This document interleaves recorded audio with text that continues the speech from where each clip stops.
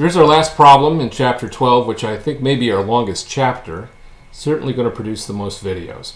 So what we have for this problem is we have two vehicles. One's taking an exit ramp, one's going straight ahead.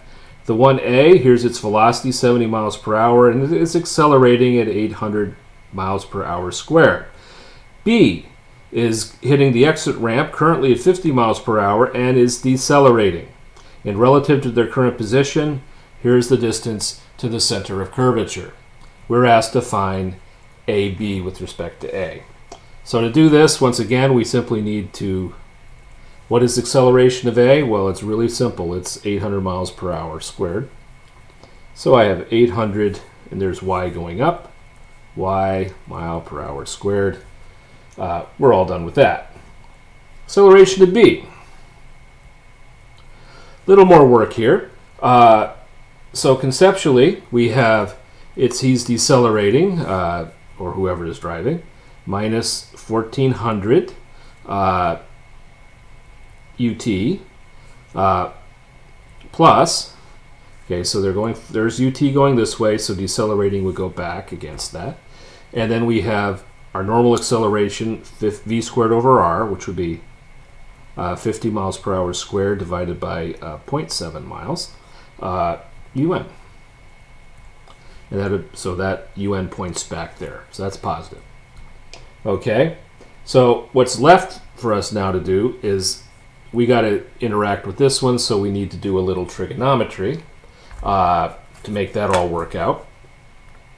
And if you ever get stuck in these things, just draw a quick picture. So here we have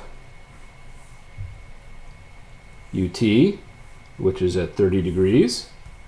And here we have UN, which would also be at 30. Okay? And so we just need to write expressions for UT in terms of X and Y, and likewise for UN. So just looking at this really quickly, UT as a vector is simply sine of 30x plus cos 30y. And we just stick that into there. And UN is cos, bracket, is cos 30x minus sine of 30y. And of course, we stick that in there. If you do that, you will come up with AB is 2392.8x minus 2998.1 y miles per hour squared. And then AB minus AA would give you AB with respect to A. And that number, when you work out, I'll just write it out, is that.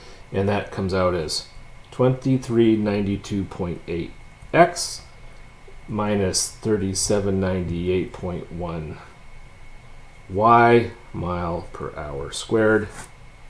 And this chapter is finished. We have two chapters left to do. A relatively short one that deals with Newton's law, which you've seen a lot in physics, so we're not putting a lot of time into it. And then we'll be going into energy. Catch you soon.